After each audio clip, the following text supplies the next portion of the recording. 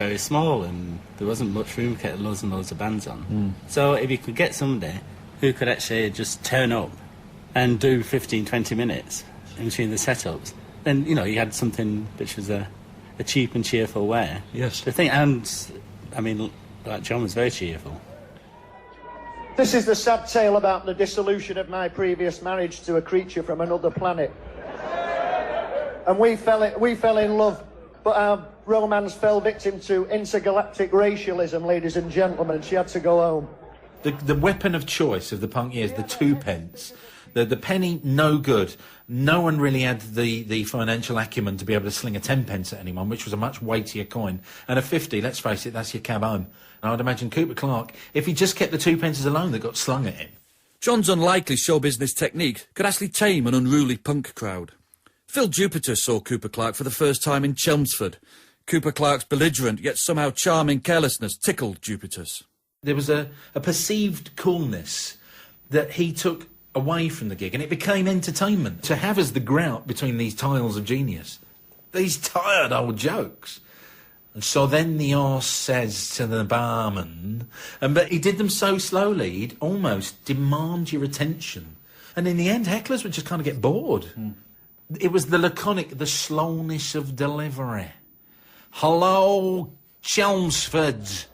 She had a head as big as a TV screen, a glutinous complexion with a day-glow sheen, big bug eyes and a death ray glare. You have to understand, in the South, we'd seen the comedians and we knew about Bernard, but to actually have one in front of you, he had as much in common with Les Dawson as he did with Patti Smith. That's the weird thing about him. He was a ball of contradictions. Furnished oxygen tent where a robot chef served up moonbeams. Playing the punk gigs to both those in favour and those hostile to his appearance and manner had an effect on his performance. The giddy, gung-ho delivery sped up and became a kind of hectic, almost abstract monotone, and more comedy was used to deflect hecklers. Sex and violence, eh? See, we have a clergyman in the audience. So I've always mixed it up with gags, and I think now, I think there's more kind of in-between stuff. I started writing more crowd-pleasing stuff, you know, yeah. Plus I speeded it up as well for a lot of years, you know. I used to go at 1,000 miles an hour, you know. Get letters that lust after immigrants, blood from people in Surrey meaning nothing but good. You get fairy tales disguised as facts concerning you in Scotland and his trench in his sacks. He saw punk as the next branch of showbiz. I think possibly before any of the other punks did. I think Clarke was the first one that realised this is showbiz just as much as Wilson, Keppel and Betty were, as Max Wall, Max Miller. Punk is just... this next, it's the entertainment of the people.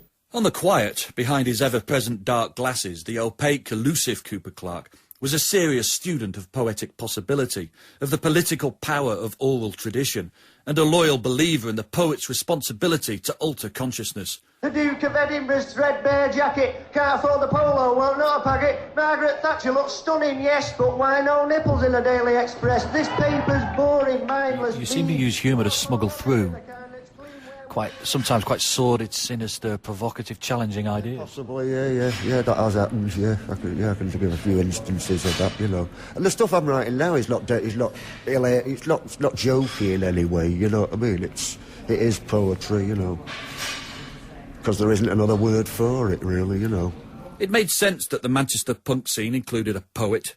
This more literate version of punk was a continuation of the city's radical independent tradition, as if a history that included having the nation's first public library, the launch of the Liberal Guardian newspaper, the invention of the computer, and the establishment of the proudly Northern Granada television was now continuing, with punk labels, groups and clubs. The scene in Manchester wasn't so much about the music, it was about everything else. I mean, you yourself were part of of what made the Manchester scene the Manchester scene.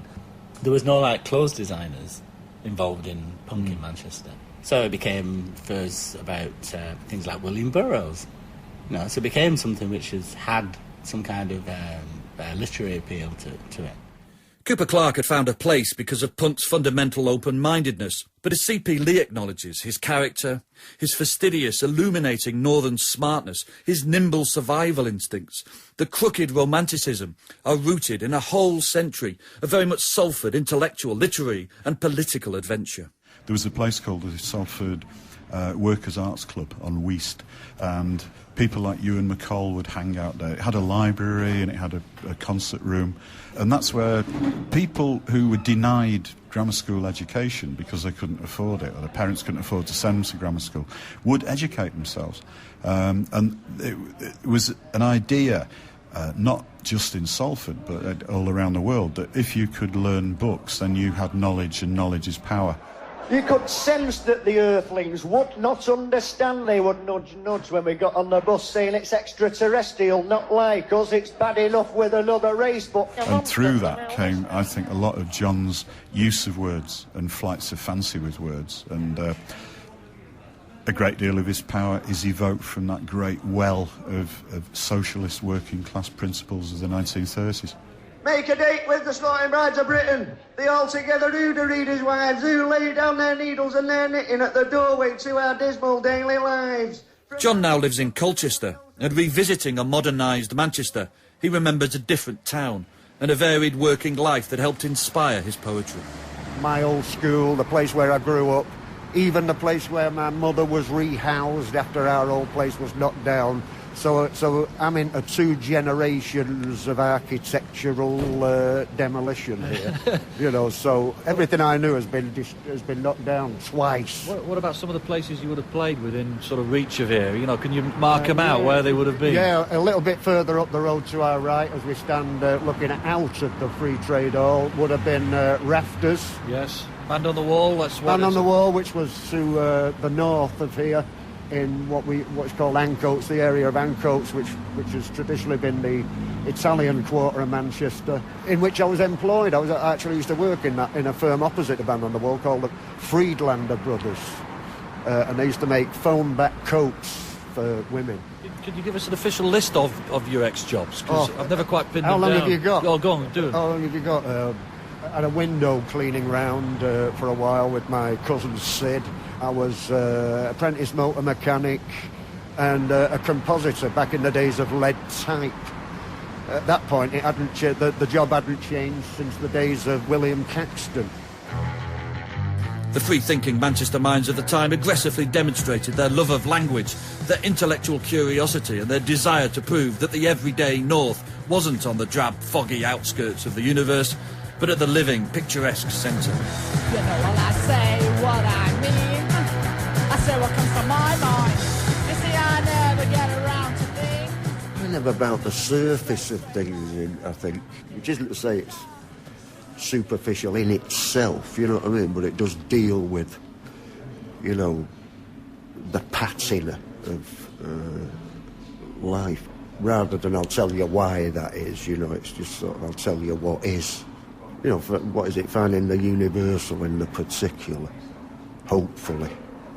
It's a tough call, that, isn't it? Outside the takeaway Saturday night, a bold adolescent offered me a fight, gave my face a millimetre tread, stole me chop suey and left me for dead. Because he just can't help it, strange things tend to happen to Cooper Clarke. And one of the strangest was the fact that by the end of the 70s, he was signed to the mighty London-based CBS Records, which made him a label mate of Meat Loaf and Judas Priest. CBS were looking for a Northern Ian Drury, some commercially eccentric novelty entertainment, and they got experimental Manchester mischief instead. Pioneering psychedelic Manchester producer Martin Hannett backed Cooper Clarke's oddly dignified poker-faced phrasing with a dreamy punk jazz incidental music. Weddings and funerals, special occasions, and all the usual distant relations. What are your memories about how that happened, that you started to actually make records as a poet, which was a really unusual kind of thing to do? I thought John Betjeman, oddly enough, had made some wonderful records on Charisma. Don't really remember too much about it. It is a long time ago, and I don't think they captured the magic fully. The records. I've been out walking.